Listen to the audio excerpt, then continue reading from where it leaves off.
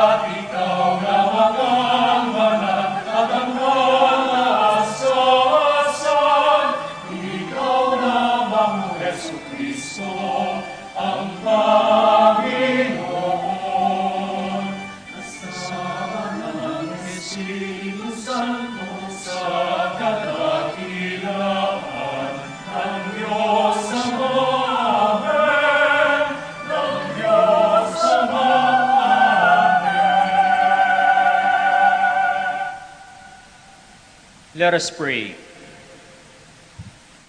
Gladden us with holy joys, Almighty God, and make us rejoice with devout thanksgiving. For the ascension of Christ, your Son, is our exaltation, and where the head has gone before in glory, the body is called to follow in hope.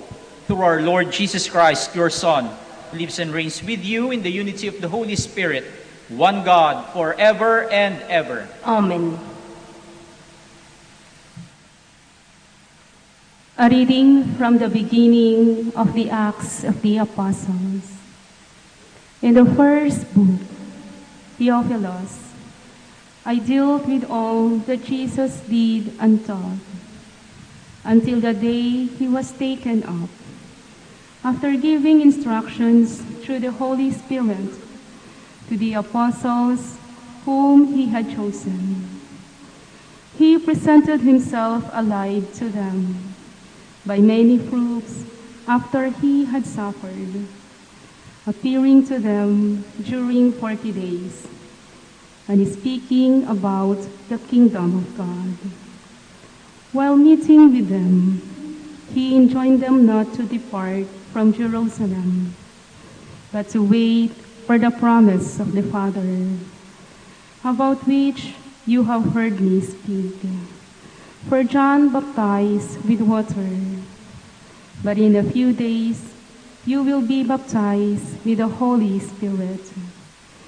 When they had gathered together, they asked him, Lord, are you at this time going to restore the kingdom of Israel? He answered them, It is not for you to know the times or seasons, but you will receive power when the Holy Spirit comes upon you, and you will be my witnesses in Jerusalem, through Judea and Samaria, and to the ends of the earth. When he had said this, as they were looking on, he was lifted up, and a cloud took him from their sight. While they were looking intently at the sky as he was going, suddenly 2 men dressed in white garments stood beside them. They said, Men of Galilee, why are you standing there looking at the sky? This Jesus, who has been taken up from you into heaven, will return in the same way as you have seen going into heaven. The word of the Lord. Thanks be to God. God mounts his throne to shouts of joy, a blare of trumpets for the Lord. God mounts his throne to shouts of joy, a blare of trumpets for the Lord. All you peoples, clap your hands.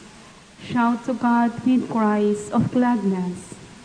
For the Lord, the Most High, the Awesome, is the great King over all the earth. God mounts his throne to shouts of joy, a blare of trumpets for the Lord. God mounts his throne amid shouts of joy. The Lord amid trumpet blast. Sing praise to God, sing praise. Sing praise to our King, sing praise. God mounts his throne to shouts of joy, a blare of trumpets for the Lord. For King of all the earth is God, sing hymn of praise.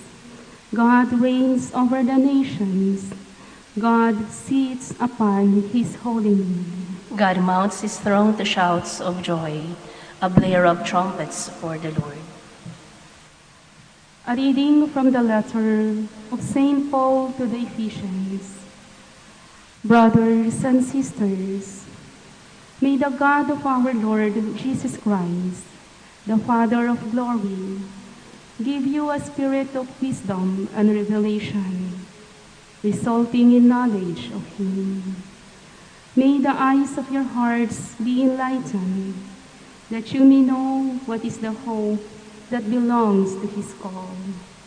What are the riches of glory in His inheritance among the holy ones? And what is the surpassing greatness of power for us who believe? In accord with the exercise of His great might, which He worked in Christ, raising Him from the dead, and seating Him at His right hand in the heavens, far above every principality, authority, power, and dominion, and every name that is named, not only in this age, but also in the one to come. And He put all things beneath His feet, and gave Him head over all things to the church, which is His body, the fullness of the one who fills all things in every way. The word of the Lord. Thanks be to God.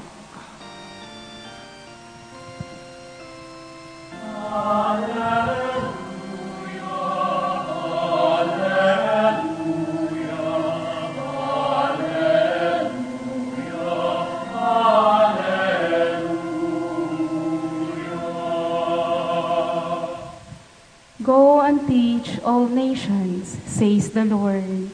I am with you always until the end of the world.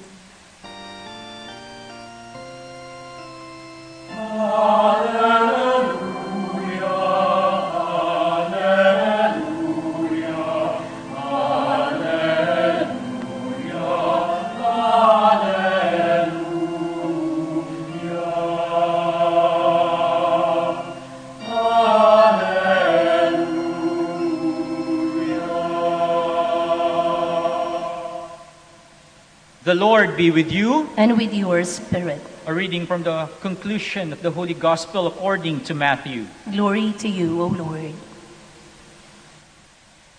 The 11 disciples went to Galilee, to the mountain to which Jesus had ordered them. When they saw Him, they worshipped, but they doubted. Then Jesus approached and said to them, "All power in heaven and on earth has been given to me. Go therefore and make disciples of all nations." My dear brothers and sisters, the Gospel of the Lord. Praise to you, Lord Jesus Christ. Isa sa mga nakakalungkot puntahan na lugar dito sa ating bansa ay ang ating mga international airports. Magtataka kayo kung bakit ko nasabi ito. Father, bakit naman malungkot? Di ba nga dapat masaya? Kasi makakasaya ka sa airplane, tapos makakapunta ka sa ibang bansa.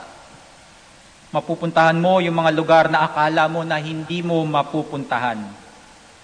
Ngunit kapag tumingin ka sa paligid ng departure area ng ating international airport, doon mo makikita ang mga nag-iiyakan at nagyayakapang mga magkakapamilya. Sakay ng iisang inarkilang jeep, buong pamilya, kasama pati ang lolo at lola, tito at tita, mga pinsan, pati na din ang kapitbahay, inihahatid ang isang asawa, anak o kapatid sa airport.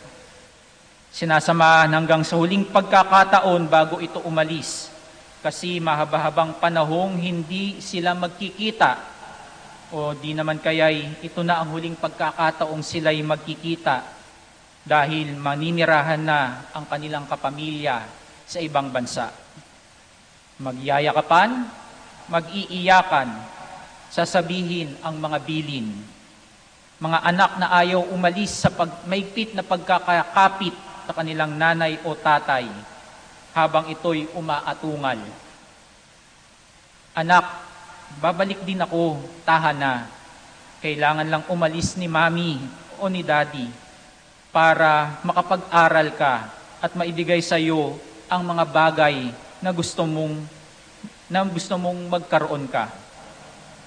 Ganyan ang sitwasyon sa mga international airports natin. Isa itong lugar na puno ng kalungkutan. I am not a stranger to this because I was once an OFW. Nung unang alis ko, buong pamilya ko pa ang naghatid sa akin. Puno ng lungkot, puno ng kadramahan. Kaya nung mga susunod na alis ko, hindi na ako nagpahatid sa kanila. At sa bawat pag-alis ng ating mga kababayan na nakikipagsapalaran sa ibang bansa, narito naman ang kanilang mga mahal sa buhay na naghihintay sa kanilang pagbalik, sa kanilang muling pagkikita. Ang pag-alis at paghihiwalay ay may kasamang lungkot, pangamba, at kawalang kasiguraduhan. Today we are celebrating Ascension Sunday. After Jesus has risen from the dead, he has to leave his disciples and return to the Father's kingdom. And this ascension scene somehow is like the departure of one of our kababayans going to another country, leaving his or her loved ones here in our country, uncertain when they are going to see each other again. Pero sa ating modernong panahon ngayon, may mga paraan na nagpapadali na ating makausap at makita ang ating mga mahal sa buhay na nasa ibang bansa. Before, the only means of communication to our loved ones abroad were through letters, voice recording, and expensive phone calls.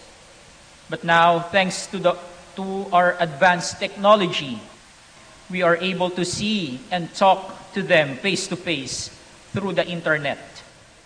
Updated din tayo sa mga ginagawa nila because of their postings sa kanilang mga social media accounts. Alam natin kung sila ay nasa trabaho na, alam natin kung sila ay nagluluto o di naman ay kumakain na, nakikita natin yung mga pinapasyalan nila. Alam natin kung may sakit sila. Kahit araw-araw pa tayong mag-usap o kahit pa kada oras ay pwede na. Naalala ko nung ako ay nagtatrabaho pa sa labas ng bansa. I have to wait for 2 to 3 months before I could receive a letter from my loved ones. Or I have to spend a lot of money for phone cards to call my family. Makakausap ko lang sila for 10 minutes. Kaya lahat ng kamustahan, lahat ng pabilin ay kailangan mabilisan. Kaya ngayon, kaming magkakapatid, yung ate ko at bunso namin sa Bulacan, at yung isa kong kapatid na nasa Canada, halos araw-araw kaming nag-uusap sa internet. Sa pag-alis ni Jesus dito sa mundo, nag-iwan din siya ng mga paraan upang lagi din natin siyang makasama sa araw-araw. He left us His words. Iniwan niya sa atin ang kanyang mga aral. At bago pa nga siya umalis, may mahalagang siyang bilin sa ating mga tagasunod niya. Sabi niya, "Go therefore and make disciples of nations. Baptize them in the name of the Father, and of the Son, and of the Holy Spirit, and teach them to observe all that I have commanded you." Jesus is telling us to be living witnesses of His words and teachings. At sa araw-araw nating pagsasabuhay ng Kanyang turo, sigurado tayong araw-araw nating kasama sa ating buhay si Jesus. He is with us always. Jesus ay sa pamamagitan ng mga sakramento, lalong-lalo na ang banal na Eucharistia. In the Eucharist, we hear the Word of God, and we receive the body and blood of Jesus. Ngayong panahon ng COVID, hindi pa pinapahintulutan ang pagpunta ng maraming tao sa simbahan. Pero pasalamat ulit tayo sa teknolohiya. We are able to join in the celebration of the Eucharist through the internet or radio. Kaya sa Facebook, Halos oras-oras ay may pagkakataon ka na makiisa sa Santa Misa. At isa pang paraan na makikita natin ang presensya ni Jesus sa ating buhay, lalo na ngayong panahon ng krisis, ay sa mga mabubuting gawain ating nasasaksihan, lalong-lalo na sa mga kapwa nating nahihirapan, nagugutom, may sakit at nawawalan ng pag-asa. Jesus is present in these good deeds because this is what He said, "For I was hungry and you gave me food. I was thirsty and you gave me drink. A stranger and you welcomed me. Naked and you clothed me. Ill and you cared for me. In prison and you visited me." When you do a good deed, especially to the poor, you become Jesus and you serve Jesus. These are the ways we know Jesus is here with us. But still, we await for His return. And we know when He returns, our joy will be complete. Ngayong panahon ng COVID-19, mas lalong lumungkot ang ating mga international airports. Walang mga biyahe ang mga airlines dahil sa peligrong dulot ng COVID-19. Ibig sabihin, maraming mga kababayan natin ang hindi makakaalis at makakapagtrabaho sa ibang bansa. Ibig sabihin, maraming mga kababayan natin ang hindi makakauwi para makasama ang kanilang mahal sa buhay. Ang pag-alis sa Pilipinas upang magtrabaho sa ibang bansa ay isang malungkot na realidad sa buhay nating mga Pilipino. Sa bawat pag-alis ng isang Pilipino sa kanyang bansa, may naiiwan na asawa, anak, magulang, kapatid, boyfriend o girlfriend na umaasa na sila'y magkakasama-samang muli. Sa kabila ng mga teknolohiya na nagpapadali ng ating komunikasyon, hangad pa din natin ang isang buong pamilya. Na dumating ang panahon na hindi na kailangan pang umalis ng isa nating mahal sa buhay. Pero hanggat hindi pa ito posible sa ngayon, naway lagi nating alalahanin ang ating mga mahal sa buhay na malayo sa atin. Isama natin sila sa ating mga panalangin na lagi silang ingatan ng Panginoon na saan man sila naroroon. Mga kababayan, see you soon.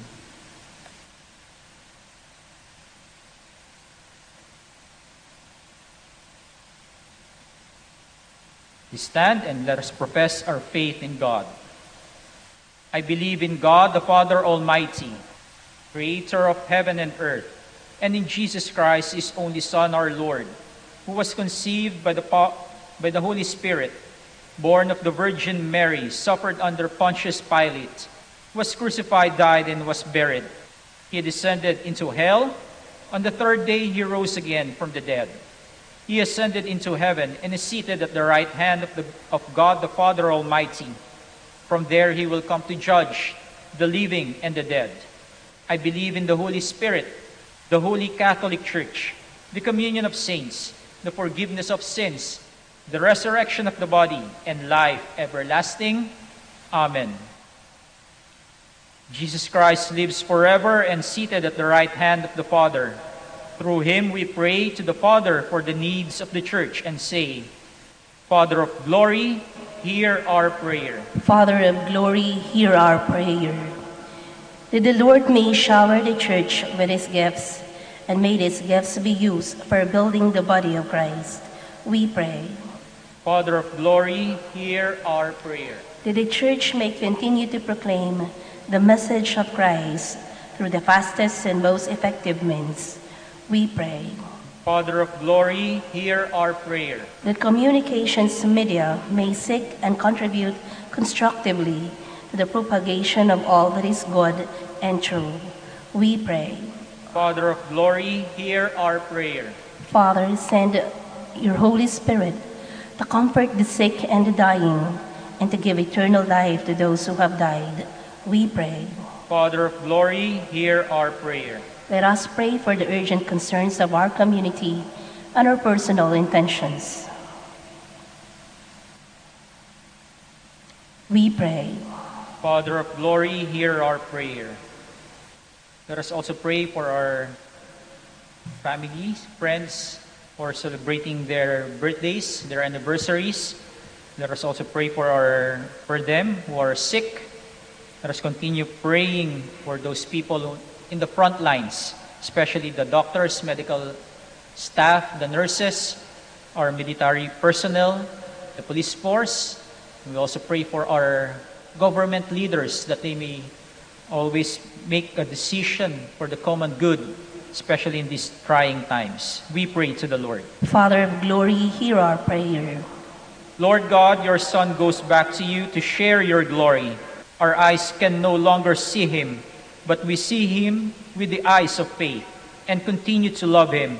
Make us serve him by bringing the good news to the men and women of today, especially through the communications media. We ask this through the same Christ, our Lord. Amen.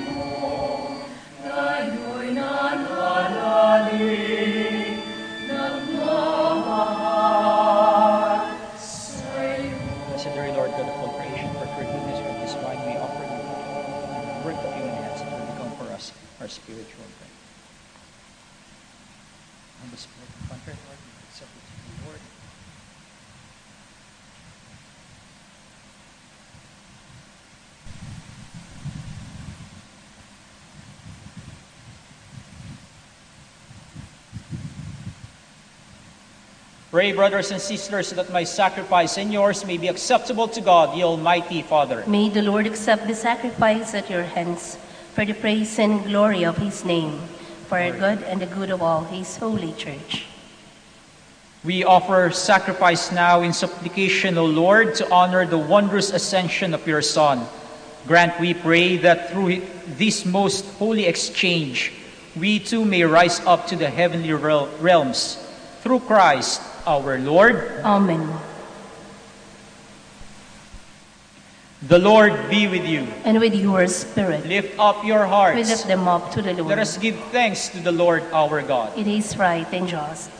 It is truly right and just, our duty and our salvation, always and everywhere, to give you thanks, Lord, Holy Father, Almighty and Eternal God. For the Lord Jesus, the King of glory, conqueror of sin and death, ascended today to the highest heavens as the angels gazed in wonder. Mediator between God and man, judge of the world and Lord of hosts, he ascended not to distance himself from our lowly state, but that we, his members, might be confident of following where he, our head and founder, has gone before. Therefore, overcome with paschal joy, every land, every people exalts in your praise, and even the heavenly powers with the angelic host sing together the unending hymn of your glory as they acclaim. Santo, Santo, Santo, Diyos makapangyarihan, Kuskus ng lalaki ang langit at lupa. Sana, o sana, sa kaitaasan, hinagpala ang narito sa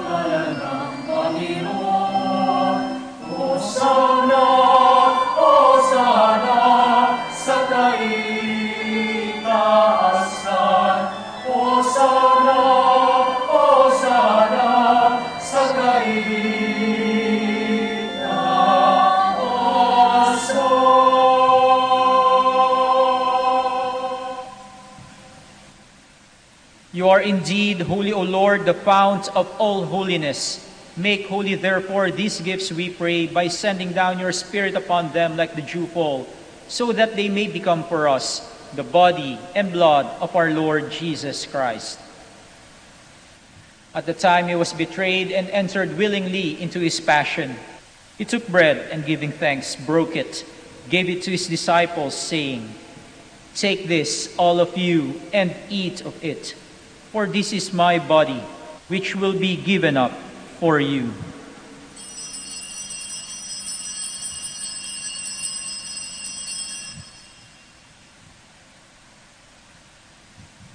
In a similar way, when supper was ended, he took the chalice and, once more giving thanks, gave it to his disciples, saying, "Take this, all of you, and drink from it. For this is the chalice of my blood, the blood of the new and eternal covenant, which will be poured out for you and for many for the forgiveness of sins. Do this in memory of me."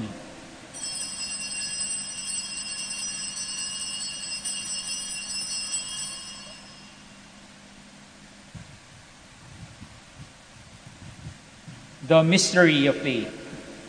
When we eat this bread and drink this cup, we proclaim your death, O Lord, until you come again. Therefore, as we celebrate the memorial of his death and resurrection, we offer you, Lord, the bread of life and the chalice of salvation, giving thanks that you have held us worthy to be in your presence and minister to you. Humbly we pray that, partaking of the body and blood of Christ, we may be gathered into one by the Holy Spirit. Remember, Lord, your church spread throughout the world, and bring her to the fullness of charity, together with Francis our Pope, Socrates our Bishop, Fidelis his auxiliary bishop, and all the clergy. Remember also our brothers and sisters who have fallen asleep in the hope of the resurrection, and all who have died in your mercy. Welcome them into the light of your face. Have mercy on us all, we pray, that with the Blessed Virgin Mary, Mother of God, with Saint Joseph, her most chaste spouse, with the blessed apostles, with Saint Dominic, Saint Catherine, and all the saints who have pleased you throughout the ages, we may merit to be co-heirs to eternal life, and may praise and glorify you through your Son, Jesus Christ. Through him, and with him, and in him, O God, Almighty Father, in the unity of the Holy Spirit, all glory and honor is yours forever and ever. Amen. At the Savior's command, informed by divine teaching, we dare to pray.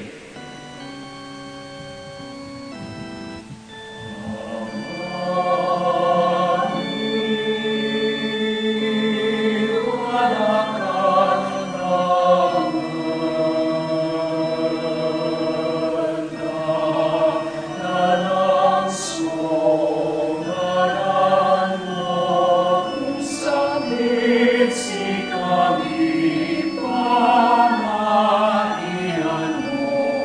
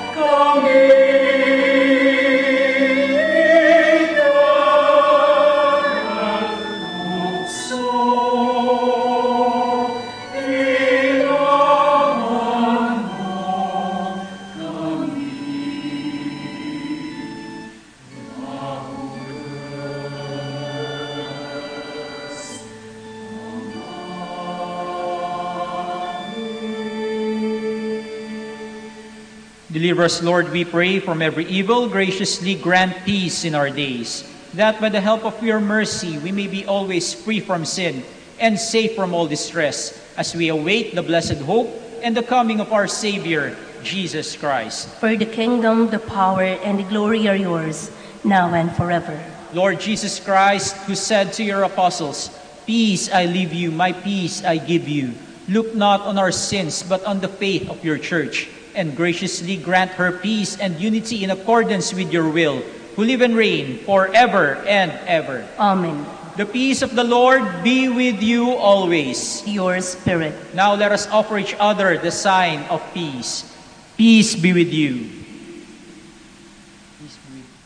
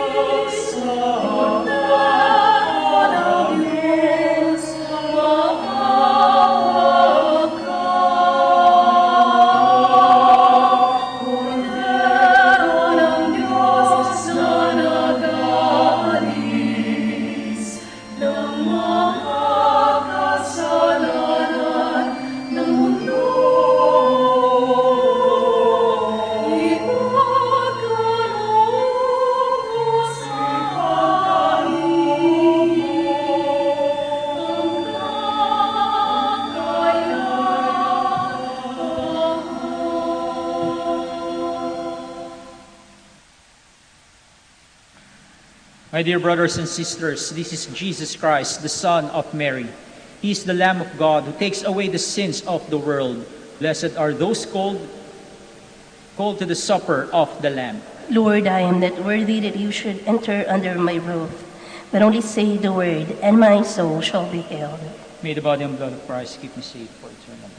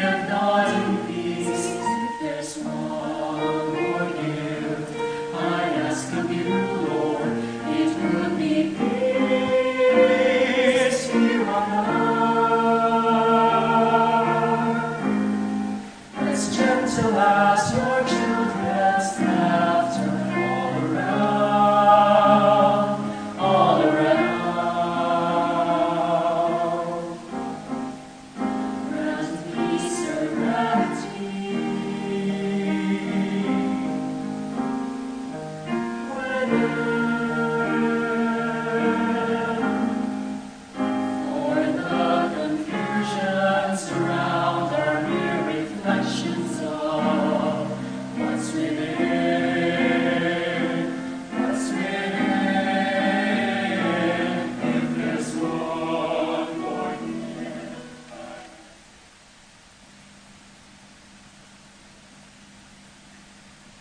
Let us pray.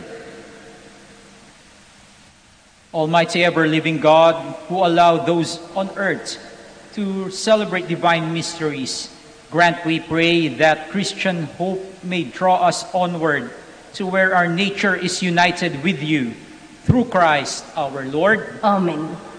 Let us now pray the Oratio Imperata. All together. God our Father, we come to you in our need to ask your protection against the COVID-19 that has claimed lives and has affected many. We pray for your grace for the people tasked with studying the nature and cause of this virus and its disease, and of stemming the tide of its transmission. Guide the hands and minds of medical experts that they may minister to the sick with competence and compassion, and of those governments and private agencies that must find cure and solution to this epidemic. We pray for those afflicted. May they be restored to health soon. Grant us the grace to work for the good of all and to help those in need. Grant this through our Lord Jesus Christ, your Son, who lives and reigns with you in the unity of the Holy Spirit, God forever and ever. Amen. Mary, help of all Christians. Pray for us. Saint Raphael the Archangel. Pray for us. Saint Roch. Pray for us. Saint Lorenzo Ruiz. Pray for us. Saint Pedro Calungsod. Pray for us. The Lord be with you. And with your spirit. Bow down for the blessing. May Almighty God bless you, for on this very day His only begotten Son pierced the heights of heaven and unlocked for you the way to ascend to where He is. Amen. May He grant that as Christ, after His resurrection, was seen plainly by His disciples, so when He comes as judge, He may show Himself merciful to you for all eternity. Amen. And may you, who believe He is seated with the Father in His majesty, know with joy the fulfillment of His promise to stay with you until the end of time. Amen. And may the blessing of Almighty God, the Father, the Son, and the Holy Spirit come down on you and remain with you forever. Amen. The Mass is ended. Go in peace. Thanks be to God. Let us now pray the prayer for the blessing of the sick and the prayer for the blessing of rosaries and other religious articles. Our help is in the name of the Lord, Who made heaven and earth. The Lord be with you. With yours. And God, our Almighty Father, by your blessing, you give us strength and support in our frailty.